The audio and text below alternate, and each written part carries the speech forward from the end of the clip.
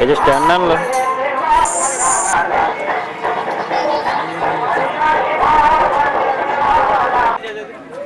अंदर येऊ का त्याले आपल्या अंदर येऊ अंदर घे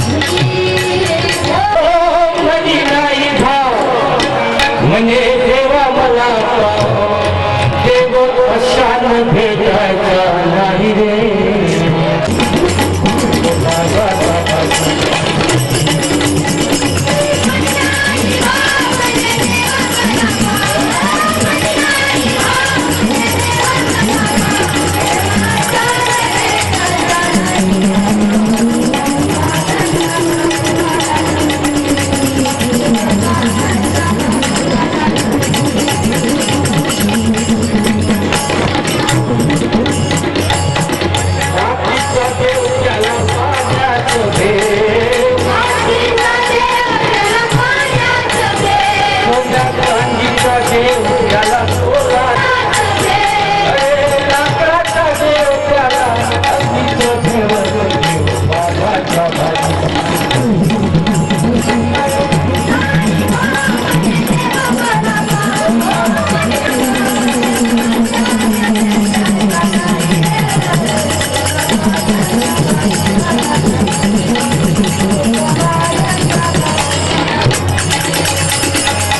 देवाचं देवत्व आहे काही खाली देवाचं देवत्व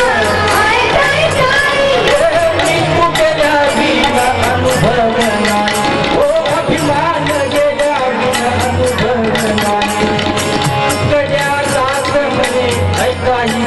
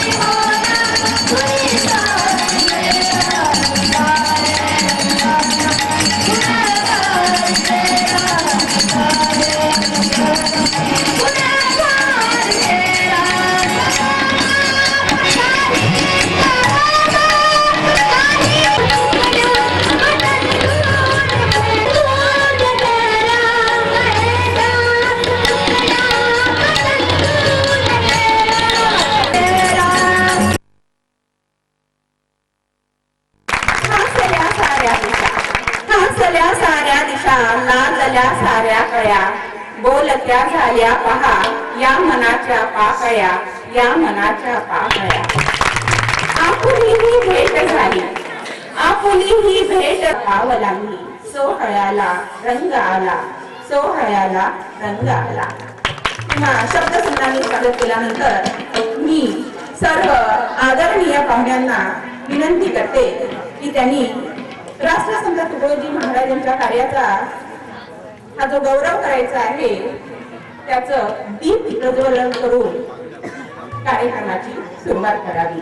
सर्व सुंदर संदेश देणारा दीप स्वतः जळत इतरांना प्रकाश देण्याचा संदेश देणारी ती वाट आणि म्हणूनच कितीही प्रतिकूल परिस्थिती असली तरीही every dark cloud has a silver lining असं म्हणत प्रकाशाचा संदेश देणारा हा दीप सर्व मान्यवरांनी प्रज्वलित करावा करीत आहे. आणि असं म्हटलं जाते one light and kindles another light म्हणजे एखाद्या सज्जनाच्या जीवनात जर इतर लोक येत असतील तर फुला संगे माती सवास लागे ह्या म्हणीप्रमाणे इतरही लोकांच्या जीवनात तो ध्यानाचा आचरणाचा सोबत असतो आणि म्हणूनच आपल्या संस्कृतीमध्ये ह्या दीप प्रज्वलनाचं खूप महत्व आहे. त्या प्रतिमेला माल्यार्पण करावं.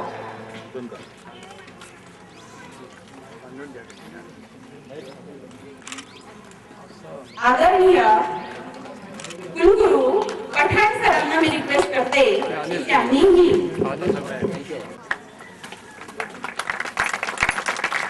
या राष्ट्रगीताच्या नावानी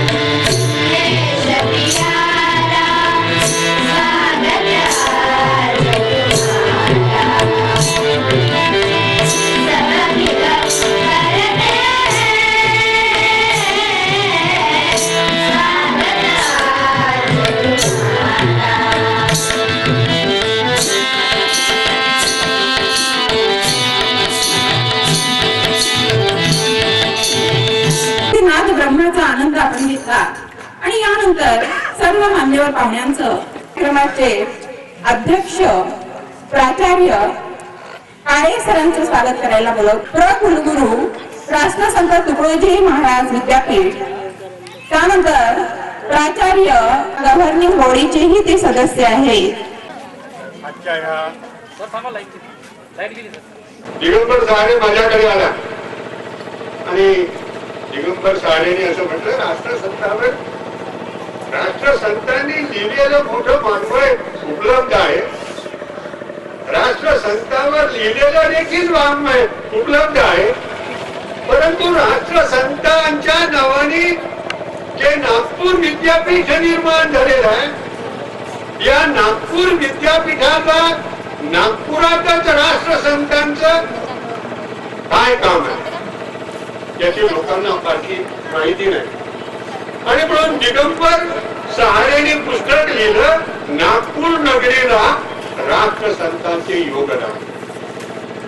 आणि नागपूर नगरीला राष्ट्रसंतांचे योगदान देत असताना त्यांचा आणि कुठेतरी राष्ट्रसंतांचं जीवनामध्ये उतरवण्यासाठी तरुणांना प्रेरणा स्थापन केलेला आश्रम उमरेड गावामध्ये आहे.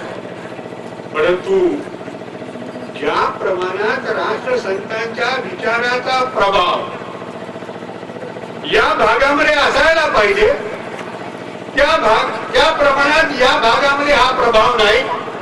आणि म्हणून जन्मसभा शताब्दीच्या निमित्ताने आपण एक कार्यक्रम घेऊ, या प्रेरणा घेऊन आता ज्यांनी प्रास्ताविक केलं त्या प्रास्ताविकाप्रमाणे राष्ट्र संतांच्या स्वप्नातील भारत, असा एक भारत की ज्याचा आधार ग्राम स्वराज्य. मला अजून एका युवकाला या ठिकाणी सत्कार करताना मनापासून आनंद झाला. आज रेवत घडवून आणू शकतो. शिक्षकामध्ये काय क्षमता असते, या क्षमतेचं प्रत्यंतर मला आढळलं की शिक्षक जर परिवर्तनाची आस असलेला शिक्षक जर विद्यार्थ्यांना मिळाला तर विद्यार्थ्यांच्या माध्यमामधनं निश्चित तो नवा इतिहास घडवू शकतो, नवा भारत घडवू शकतो. इतकी ताकद शिक्षक आणि विद्यार्थी जर एकत्र आले तर एकत्र आलेले शिक्षक आणि विद्यार्थी राष्ट्रसंतांच्या स्वप्नातील भारत हा घडवल्याशिवाय राहणार नाही. बंधूंनो, तर या देशामध्ये खऱ्या अर्थाने नियोजनाचा आधार, भारतीय नियोजनाचा आधार जर कोणता ग्रंथ होऊ शकत असेल तर तो ग्रंथ होऊ शकतो ग्रामगीता. आपण ग्रामाच्या गप्पा मारतो, ग्रामासंबंधी बोलतो, परंतु ग्राम खेडी ओसाड होत चालली, ओसाड खेडी होत चालली आहे. शहरं मोठी मोठी होतात आहेत. मी अर्थशास्त्राचा प्राध्यापक आहे, अर्थशास्त्रावर थोडं बहुत लिहित असतो. आता एक अर्जुन सेनगुप्ता नावाचे आपल्या नियोजन मंडळाचे सदस्य आहेत, प्राध्यापक आहेत. त्यांनी एक रिपोर्ट सरकारला सादर केला. त्यानंतर पंतप्रधानांचं जे एक आर्थिक सल्लागार मंडळ असतं, या आर्थिक सल्लागार मंडळाचे माजी अध्यक्ष श्री सुरेश तेंडुलकर, या तेंडुलकर कमिटीने एक रिपोर्ट सादर केला.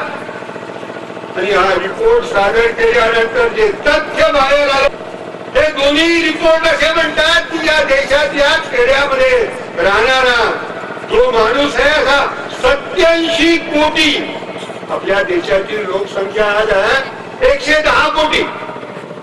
या 110 कोटी लोकसंख्येपैकी 87 कोटी लोकांचं दर दिवसाचं उत्पन्न फक्त 20 रुपये. 87 कोटी लोकांचं दर दिवसाचं उत्पन्न फक्त 20 रुपये. आणि तेंडुलकर म्हणतात याच्यापैकी जवळजवळ 20 कोटी लोक असे आहेत की ज्यांचं उत्पन्न दर दिवसाला फक्त 9 रुपये. स्वातंत्र्यानंतरच्या 60-62 वर्षानंतर या देशाची ही स्थिती अशी आहे. हे काम युवकांचं आहे, हे काम तरुणांचं आहे.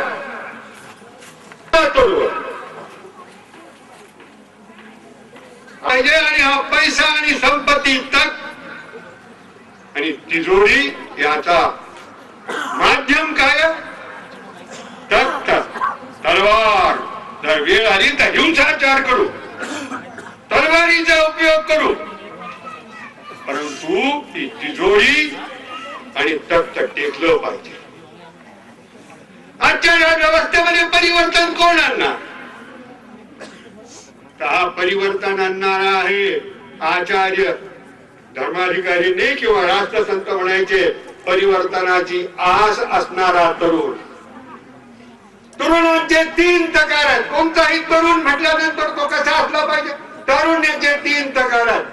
माझ्यावाला दादा धर्माधिकारीचा धडा होता आणि त्यांनी तारुण्याचे तरुणाचे 3 प्रकार सांगितले आहेत. तरुण म्हटला की तेजस्विता, तत्परता आणि तपस्विता. तर तेजाविना तारुण्य हे म्लान तारुण्य, चैतन्यहीन तारुण्य. आणि म्हणून तेजस्विता बसलाय असा तरुण चालू नाही शकत. रेवतकर सारखा तरुण पाहिजे. तेजस्विता आणि तत्परता पाहिजे. कोणतंही काम करणार आकार आणि हुंकार देत देत या वेदनांचं निराकरण करणारा तरुण. असा एक उल्लेख आहे. एक माणूस रस्त्याने खेड्यामधनं चालला होता. तर ओळी अशा आहेत, मी चाललो होतो रस्त्यातून अनवाणी. म्हणजे रस्त्यातून, खेड्यातल्या रस्त्यातून मी अनवाणी चाललो होतो. अनवाणी चाललो होतो म्हणजे माझ्या पायात चपला नव्हत्या, माझ्या पायात बूट नव्हते. आणि म्हणून मी चाललो होतो रस्त्यातून अनवाणी, म्हणून माझ्या डोळ्यात आले पाणी. मी रस्त्यातून अनवाणी चाललो होतो, त्याच्यामुळे खडे बोचत होते, काटे रुतत होते आणि माझ्या डोळ्यात पाणी येत होतं. मी रडत होतो. काटा बोचला, खडा रुतला की रक्त येणार. ही प्रकृती आहे. मी चाललो होतो रस्त्यातून अनवाणी, म्हणून माझ्या डोळ्यात आले पाणी. ह्या प्रकृती गरज नाही, त्याच्यासाठी तलवारीची गरज नाही. गरज आहे ध्येयनिष्ठेची, गरज आहे राष्ट्रसंतांच्या तत्वज्ञानावर चालण्याची. आणि म्हणून तत्वज्ञान हे माझ्या जीवनामध्ये मी किती उतरवतो. लाख लोक भ्रष्टाचार करतील पण मी करणार नाही. प्रसंगी गरीब राहील परंतु मी भ्रष्टाचार नाही करणार. I shall prefer to be poor, but I shall not be corrupt in life. कोण संकल्प करणार आहे? हा संकल्प करण्याची जबाबदारी तरुणाची आहे. प्रसंगी दारिद्र्य पत्करील परंतु मी ध्येयनिष्ठेने चालेल, माझ्या मार्गावर चालेल. आणि म्हणून राष्ट्रसंत नेहमी भागवत वैशिष्ट्य, इथल्या लोकांचं वैशिष्ट्य ते सांगायचे. न त्वहं कामये राज्यम, न त्वहं कामये राज्यम, न स्वर्गम न पुनरागमम. मला राज्याची अपेक्षा नाही. न त्वहं कामये राज्यम न च स्वर्गम, स्वर्गाचीही अपेक्षा नाही. कशासाठी माझं जीवन? कामैहि सर्व तप्तानां प्राणिनां आर्तनाश. माझं जीवन आहे जे दुःखी आहेत, पीडित आहेत, उपेक्षित आहेत, यांची सेवा करण्यासाठी माझं जीवन.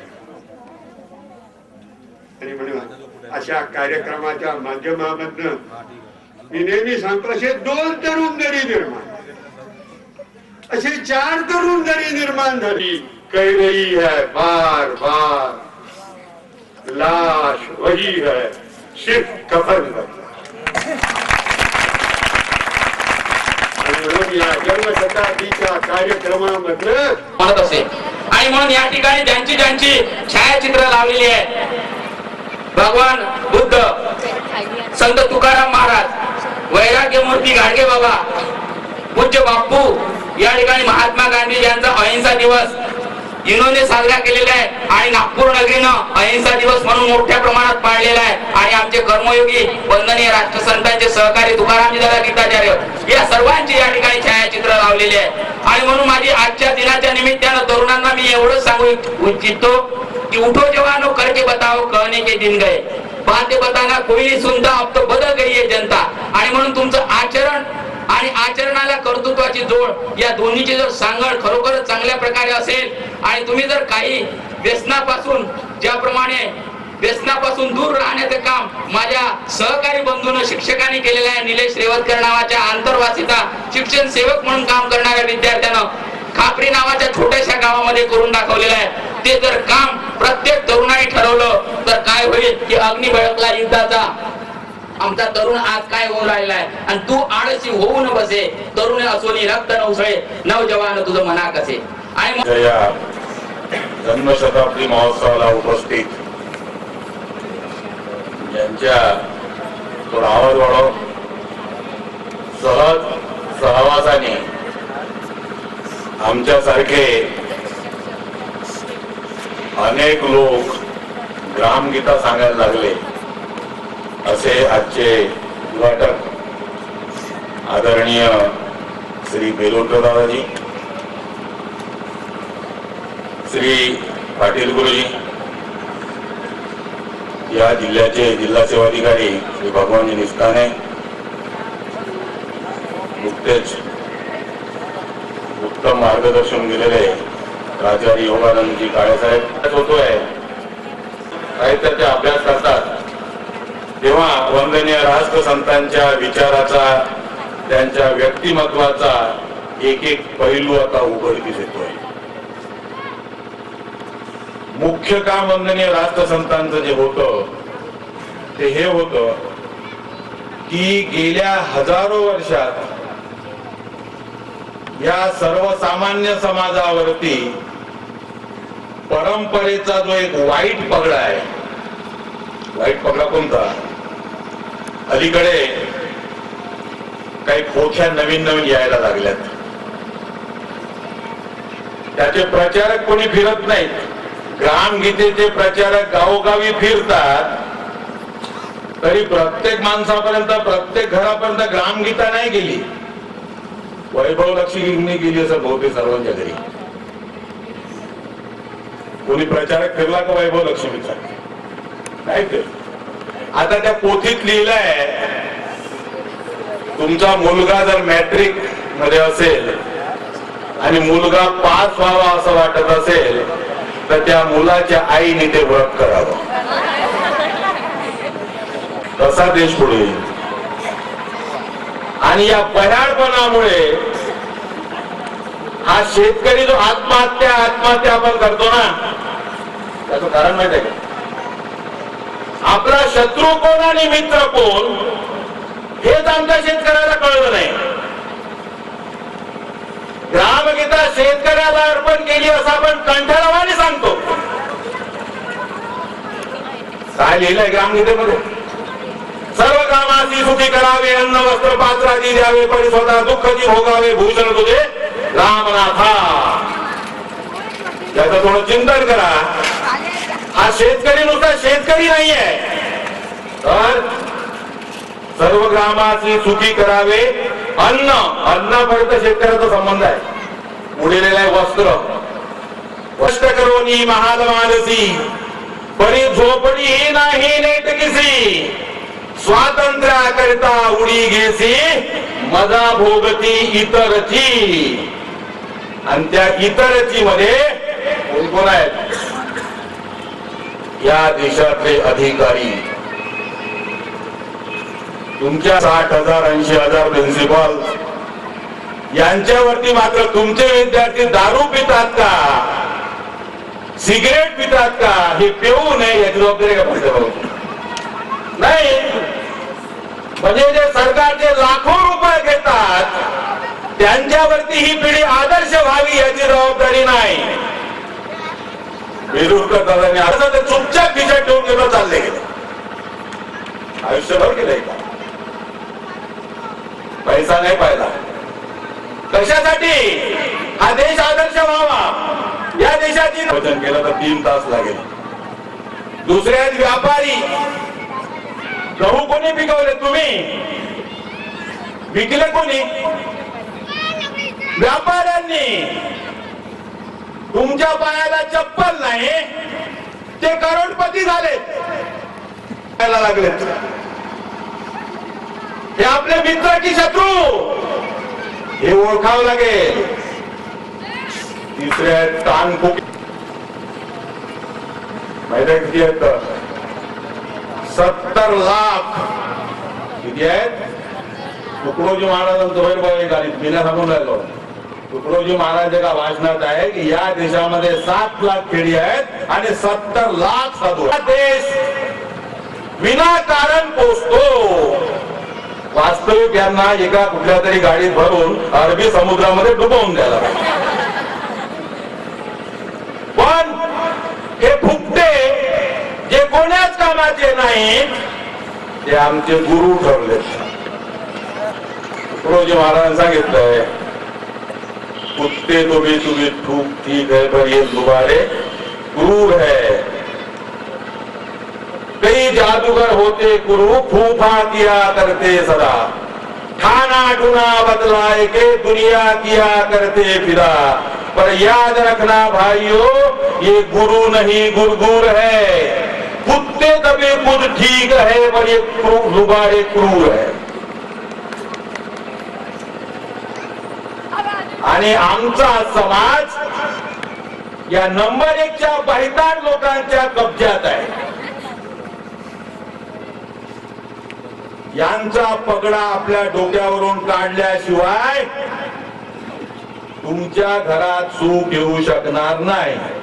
कारण ह्या बह्याड बुवा येते तुमच्या घरी. आसऱ्यासही नाही. त्याच्या मागला अंगा सत्ताधारी महंत खोरी यांना दुरुनी पाही. नम्र सदा सेवेला असती असतो त्यांच्या घरी. भाविकाच्या मेळ्यात दिसला हरी. आणि पुढे माहितीये काय सांगितलं? शेतावरती मजूर जाती जातो त्यांच्या सवे. देव वखरवाल्याच्या मागोमाग दिवसभर या शेगाव त्या शेगाव फिरून राहिला. शेतावरती मजूर जाती जातो त्यांच्या सवे. भाकर भाजी खाऊन राजी गात असे गोडवे. जात पात ही कधी न पोचली मोहित प्रेमावरी. भाविकाच्या मेळ्यात दिसला हरी. दुसऱ्या एका भजनात वंदनीय राष्ट्रसंतांनी सांगितलंय, ऐका ऐका त्या देवाची मात गेला सांगून पंढरीनाथ. काय सांगितलंय? मी पूर्वी होतो मंदिरी आता राहतो श्रमिकाद्वारी. खाऊनी शिळ्या भाकरी राहतो शेतात अति मौदेत. आणि पुढे सांगितलंय माझा पत्ता कधीचा बदलला.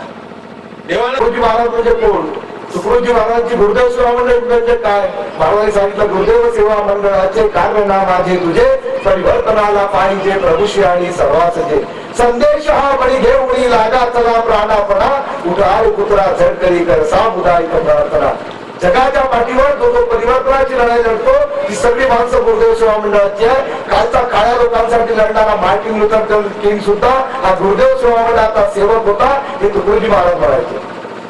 म्हणून मी देवराव पीठमकरांचं या ठिकाणी नाव घेतलं की गुरुदेव सेवा मंडळाचं काम करणं म्हणजे नुसतं भगवी टोपी घालणं नाही आहे, तर गुरुदेव सेवा मंडळाचं काम करणं म्हणजे जीवनात जो परिवर्तन स्वीकारतो तेव्हा कुठल्याही महापुरुषाचं असो ते परिवर्तन जगणारा माणूस म्हणून तुकडोजी महाराजांनी घरामध्ये सगळ्या महापुरुषांना आणून बसवलं. आणि म्हणून मला या विद्यार्थ्यांना आणि जे उद्याचे भावी शिक्षक आहेत तुमच्याकडनं अपेक्षा. आणि गुरुदेव सेवा मंडळाचं कार्य, आणि तुमच्या बाजूला एक साधं गाव आहे लोणारा नावाचं. काल परवा लोकमतला ती बातमी वाचली असेल. लोणारा गावाने 26 जानेवारीच्या पहिल्या दिवशी सांगितलं हे जंगल आमच्या मालकीचं आहे. हे आमच्या गावात आमची लोकशाही आहे. आमच्या गावात आमचा अधिकार आहे. किती आमची माणसं त्या ठिकाणी जाऊन त्यांचा सत्कार केला. आमच्या उमेदच्या सगळ्या गुरुदेव सेवा मंडळाच्या लोकांनी जायला पाहिजे होतं. त्यांचा सत्कार करायला पाहिजे होता. कुठे हातेवर आहे तुमच्या नानच्या नंतर? कारण त्या दिवशी मी त्या गावात होतो. त्या गावातल्या लोकांनी जेव्हा सांगितलं, तुम्हाला अजूनही माहित नसेल 4 ट्रक सागवण अजूनही त्या गावात पडलेला गुरुदेव सेवा मंडळाचं हे काम आहे.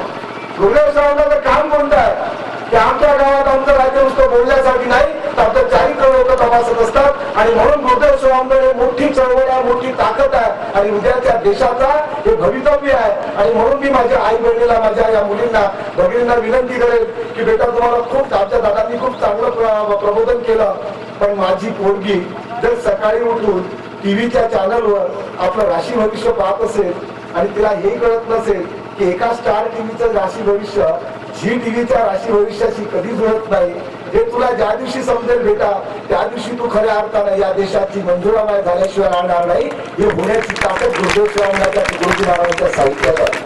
नाही तर तुला सांगितलंय शारदा विद्येची देवता आणि तू कधी शिकायला गेली नव्हती, माझी आई बहीण कधी शिकू दिली नव्हती. एवढं मोठं पाप या देशात झालं होतं. एकीकडे विद्येची देवता एक स्त्री आणि एका स्त्रीला आणि एका आई बहिणीला कधी शिकू दिलं नाही, तर तरी तुमच्या शाळेत आजही शारदेचा फोटो लावते, सावित्रीबाई फुलेची पूजा कधी केल्या जात नाही. माझं असं मत होतं की तुकडोजी गाडगे बाबा सोबत या ठिकाणी सावित्रीबाई फुलेंचा फोटो ठेवायला पाहिजे होता, कारण ती माय आम्ही रोज पुरली पाहिजे याच्यासाठी. तेव्हा आमच्या या आई बहिणीच्या डोक्यातल्या सगळ्या देव्या नष्ट होऊन जाईल. नाही तर आमच्या घरात देव्यांची लाईन वाढत चालली.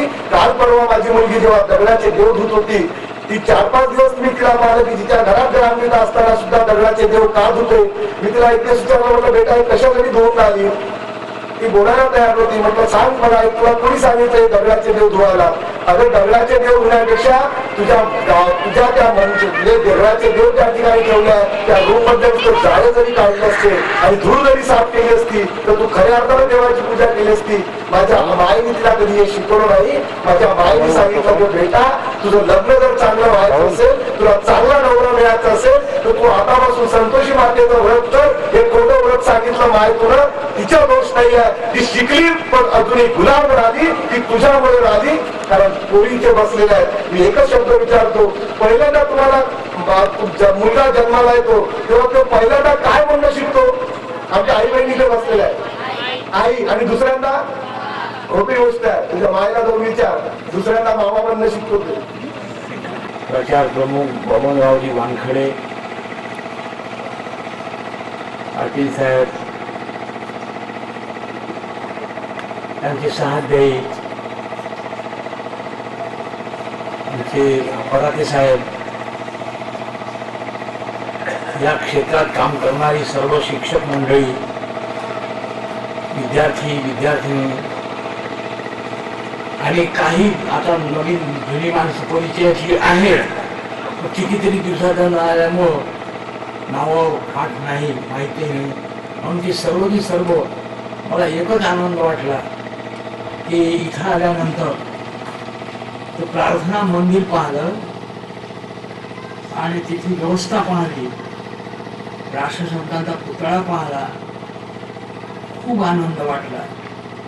या गावात वंदनीय महाराजांचं खरं बीजारोपण झालं आहे. आता फक्त तेवढ्याला होणार नाही की जे आतापर्यंत बोलून गेले ती सर्व मंडळी, त्यासोबत आमचे सहारेजी, या माणसाची फार मोठी कामगिरी आहे. सोबत आमचे ज्ञानोबा रक्षक, त्यांचे मित्र सहकारी आणि इतरांचा सर्वच मंडळी. कदाचित काही विसरलो असेल तर क्षमा करावी, कारण आता माझं शेवटलं भाषण आहे का, शेवटलं जे भाषण असते का नाही हे ओढगोळीच्या सामानासारखं असते. काम पडलं त्यावरती काढा, नाही त्यावरती ठेवून द्या, स्वस्त येते. पण तसं नाही आहे. मला माहित आहे का आदळ आहे आपल्या लोकात, पण आता उपाय नसते. त्याच्यामुळं सर्व करत करत करत आता या ठिकाणी आपण आलो. आता शेवटून समारोपी बोलण्यानंतर आपल्याला थोडा मोकळा व्हायचा आहे.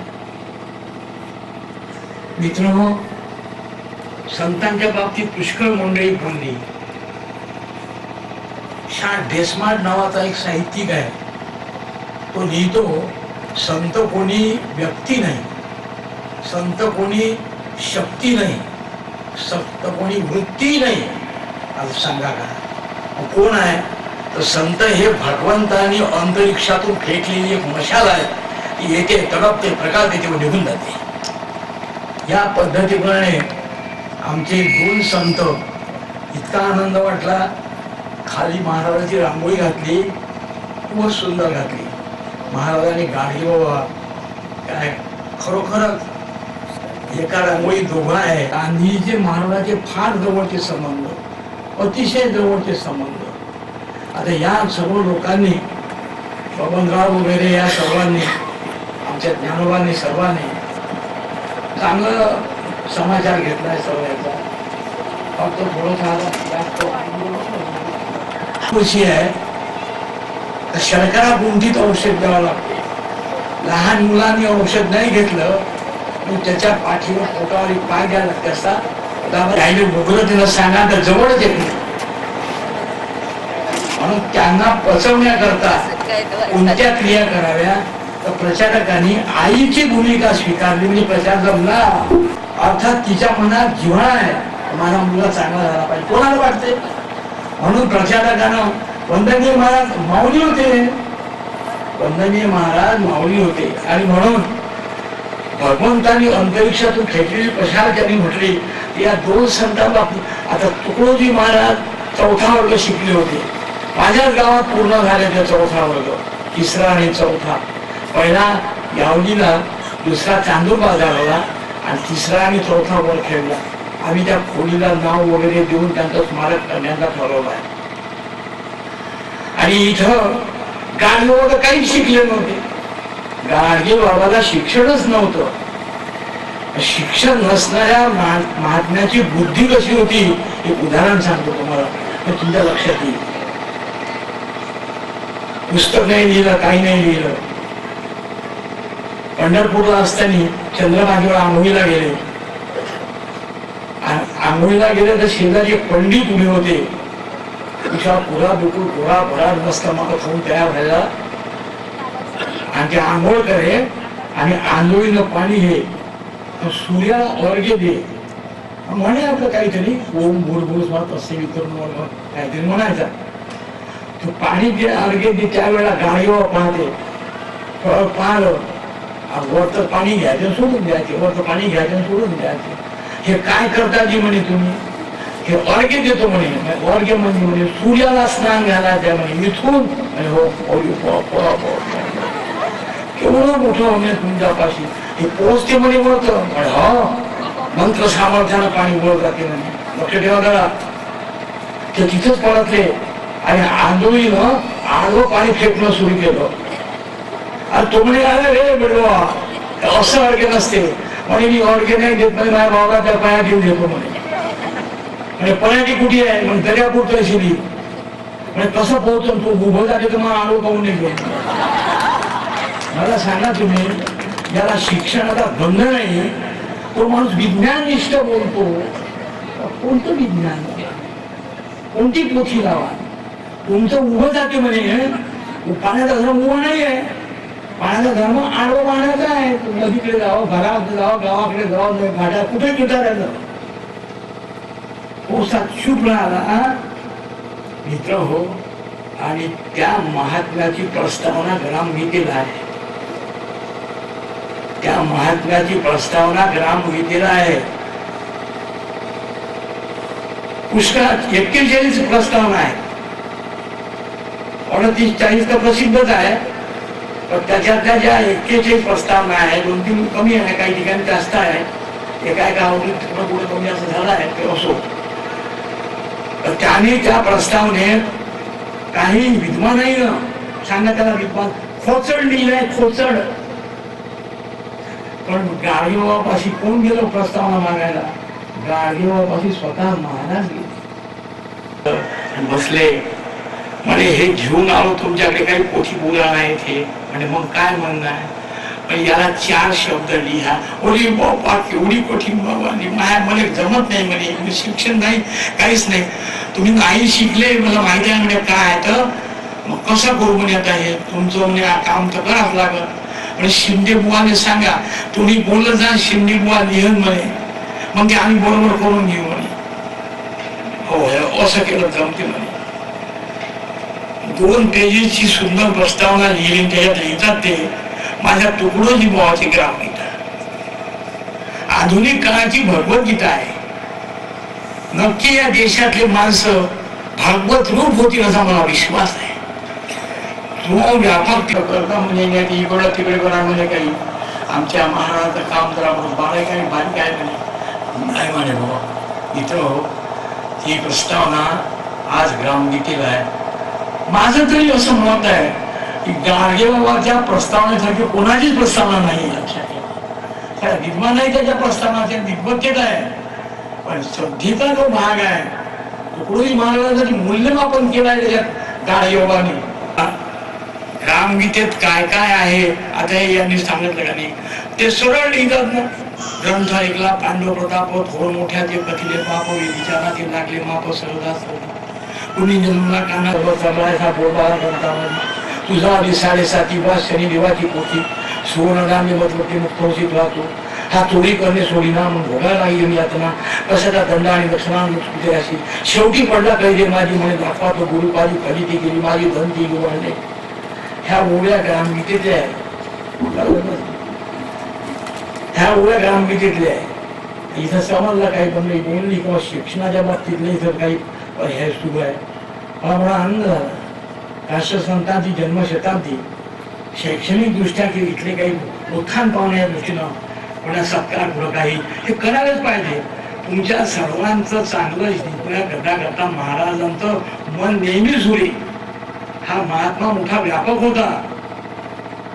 हा महात्मा फार मोठा व्यापक होता आणि म्हणून तुमचं ज्याचं ज्याचं जिथं जे जे काम असं ते तुम्ही केलं तर ते काय म्हणे हो हो फार चांगलं केलं तो.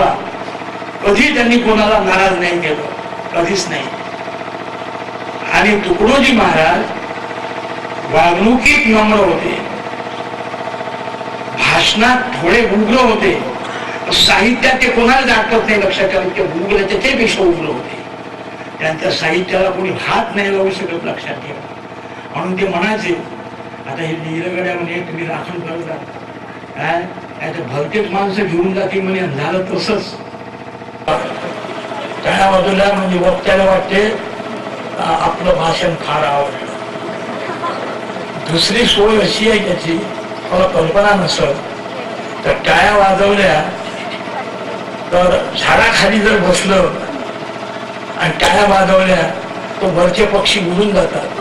तुम्ही जर बसल्या बसल्या टाळ्या वाजवल्या तर तुमच्या विचाराचे पक्षी तुम्हाला देत होते काहीतरी ते निघून गेले झाले. म्हणून ते काही टीका होऊन राहावं म्हणून जर वाटत असेल तर स्थिर झालं पाहिजे गंभीर झालं पाहिजे चिंतनानं त्याला अंतर घेता आलं पाहिजे. स्थिरावला समाधीत शिक प्रज्ञ कसा असेल कृष्णा सांग कसा बोले कसा. एक शास्त्रज्ञ होता आणि तो कायचा होता टाकलेली आहे असे हात वाळे करत चालला. त्या वावरात एका जणांना विहीर खोदायला दिली होती आणि विहीर खोदणं सुरू होती. विहिरीचं सामान सुमान राखण्यासाठी एक आंधळा माणूस तिथे ठेवला 10 रुपये महिन्याला तू हे 5 जा. ह्या शिंगा जाऊन पडला त्या विहिरीत वा वा वा वा करता ओरडा लागला मेलो मेलो धावा धावा करून. तेव्हा तो बाहेर निघाला म्हातारा आणि आला पण कसे पडले काय पडले म्हणजे काही विचारू नको पहिले मला वर काढ. पण मला काढता येत त्यांनी आंधळा 10 रुपये महिना देते कसा तरी जपतो राहतो म्हणजे काय असं ते कर. त्याने एक चरणांना दोरांना टाकून दिला बांधला म्हणजे धरून वर या तुमच्या प्रयत्नानं वर आला बसला. त्यांनी पाणी आणलं पाणी पिला शांत वाटते म्हणे हो कसे पडले म्हणे तुम्ही. तो म्हणजे चांदण्याचा शास्त्रीला सफर आहे चांदण्या मोजतो म्हणजे आकाशातला असं चांदण्या मोजल्यामुळे खालची विहीर जमिनी बरोबर होती दिसलीच नाही पडलं म्हणे. तो म्हातारा बुधा काय होत उत्तर त्यामुळे असंच आहे राजी हो म्हणजे कसं सुधी विहिरीत पडते भोटणे द्यायला काय ते म्हणजे आजचं शिक्षण जे आहे करावे काय शिक्षण ते कधी कामास येईल समाधानच आहे नाही केलं तरी आहे. त्याच्या म्हणण्याप्रमाणे वागलं तर त्यांना समाधान आहे. खरं संत सांगत तिथे ऐकत नाही इंद्रियाचे ऐकतो कीर्तनी मान डोलतो बळी कोंबडी बकरी खातो रे बाबा कशाला पंडित जातो. आता मी बोललो अंबररावशी म्हटलं तुम्ही त्या विद्वानाच्या पुराणिकाच्या त्या 2-4 महाराज नाही म्हणायचे 4 माणसाच्या असं देऊ नाही म्हणे मागण्याला होऊन त्यांच्या विद्वानाच्या पुराणिकाच्या असल्यासही नाही सत्ताधारी महंत कोणी ज्यांना पाहिल्यानंतर पुढे गेलो आणि संस्कृतीचे वचन सुद्धा आहे म्हणून त्याचं चिंतन केलं सर्व कामा करतात महत्वाची गरज आहे माणसाची आता त्या मुलांनी या टाळ्या वाजवल्या मुलींनी वाजवल्या मला आनंद वाटला काय की आज अशी जर मुलं तयार झाली आपला संकल्प जर केला म्हणजे असं तर माणसाचा वाटा त्याच्यामध्ये आहे सर्व कामामध्ये माणूस आहे आणि तो माणूस 37व्या अध्यायावर होतो महाराजांनी जो माणूस घडवला विशेष विश्व निरीक्षण केले मनन सर्व काळ विश्व निरीक्षण केलं आणि मनन केलं म्हणते आणि तेव्हा तो माणूस पाहिला आणि तो माणूस जेव्हा झाला मित्र हो त्या माणसा त्याच्या शब्द आंदोलन त्याच्या शब्द मला माहित नाही या विदर्भात 2,500 फ्रीडम फायटर आहे तुकडोजी महाराजांच्या विचारानं बलिदान झालेले गेलेले मेलेले आता नाही थोडेसे आले आता कशामुळं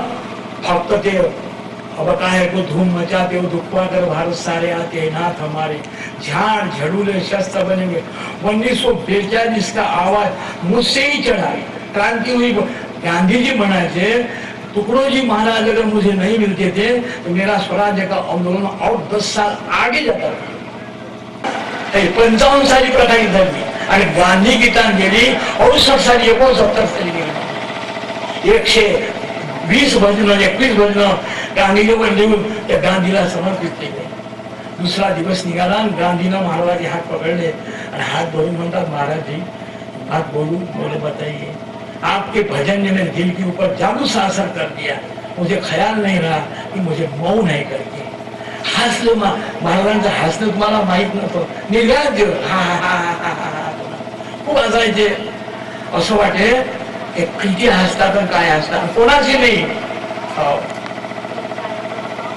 हे सुद्धा परमोच्च पदाची परमानंदाची प्राप्ती झाल्यानंतर आतला हास्याचा उमाळा बेनीपासून पोटापासून छातीपासून नाही येत परामातीपासून येतो त्याचा नाव संत आहे संत म्हणजे देणे माणूस म्हणजे घेणे देणी नाही घेणे नाही उपद्रव निर्माण करणे याचा नाव सैतान आहे कहो गए फिर से कहो रहते हुए भी मौन से फिर कहा दूसरे दिन ये दूसऱ्या दिवसची गोष्ट आहे फिर कहा दूसरे दिन मौन मेरा छूट गया मैं मस्त होने पे भजने ख्याल से भी हट गया ऐसा क्यों हुआ त्याच्यावर महाराज उत्तर देतात त्यांच्या श्लोक त्यांचाच तर त्यांच्या पद्धतीप्रमाणे बापू बताऊ अति प्रेम काही पत्थर हमने मारना सीखा बोला ते सर मला बोटा लागला नाही यायला बोटे लागले महाराजनी दगड मारले सर्वांना प्रेमाचे दगड लागली घायल झाल्या घायलची गती घायलही झाली इथं बसणारे सर्व ह्या आमचा सहारे बाबू हा जास्त घायल झाला आणि लागला त्या कामी या तुमच्या नगरीनं उमरेडनं त्याचं नाव दिगंबर आहे दिगंबर असला वेगळा दिगंबर असला वेगळा पण दोन्ही असून सहारा आहे अलग नाही होत म्हणून तेरे सहारे सुधर जाएंगे हम अशा प्रकारचं जीवन या तुमच्या नगरीनं गुरुदेव सेवा मंडळाला एक मोठा माणूस दिलाय त्याबद्दल तुमचं अभिनंदन करावं वाटेल मित्र हो म्हणून मी तुम्हाला सांगतो की आज दुसऱ्या श्लोकात महाराज लिहितात आणि प्रेम काही पत्थर हमने मारना सीखा बोला मी बापू दगड मारणं शिकलोय प्रेमाचे प्रेम का पत्थर ही मारना सीखा बोला चाहे वो चोट बनकर कैसा लगे प्रभु जाने कला आज तुम्ही जे इथं आले हे त्यांच्या दगडानं घायल झालेले आहात तुम्ही लक्षात ठेवा आम्ही घायल झालेले आहोत हे सगळे घायल झालेले आहेत बारकाईनं पाहिलं तर आमच्या प्रचारकाले घरचे लोक चालले म्हणत नाही गेले तिकडे आता आले काय अमुक आले काय त्या धाकानं त्याचा वाटा हे महाराजांच्या आईला पाहिलाय काय म्हणून मावल्यांनो बंधूंनो तुम्ही सर्व या महिला बसल्यात मागे बसल्यात महाराज अनेक रोज भाषण 5-6 भाषणं माहिती रोज त्यांची. पण मंजुळा माईच्या काल्याच्या दिवशी त्यांच्या भाषणात ते रडले, गदगद झालाय, अवरुद्ध झालाय, आटोपलं नाही त्यांना. आईचं प्रेम ते नाही आटवू शकले. आणि म्हणून ते म्हणायचे, माझी आई बयार पुढे होती, भारत माता माझ्या आईच्या रूपात पाहतो, त्याच्यावर निघून टाकायचे. आणि म्हणून त्या मातेला मामल्यांनो सर्वात महत्वाची चीज आहे तुमच्यावर. याच गुणे मातृदेव भव, वेदाने आरंभीच केला गौरव, नररत्नाची खाण अपूर्व मातृजाती म्हणून या. एका कवीने म्हणून सुंदर लिहिलंय, मंजुला तो हो गई गुरु की दीवानी, मंजुला तो हो गई गुरु की दीवानी, वो भारत की कहानी हो गई. ये भोली भाली भाट की कुमारन, वो पंडितों की बानी हो गई. मंजुला न होती तो मानिक न होता, होता तो ऐसा न होता. मंजुला न होती तो खंजरी न होती, होती तो ऐसी न होती. मंजुला न होती तो यज्ञ न होता, होता तो ऐसा न होता. मंजुला न होती तो क्रांती न होती, और मंजुला न होती तो तुम हम न होते, होते तो ऐसे न होते. आपण जर बारकाईनं पाहिलं का नाही, बारकाईनं चिंतन स्वतःच करा. आम्ही काही चांगली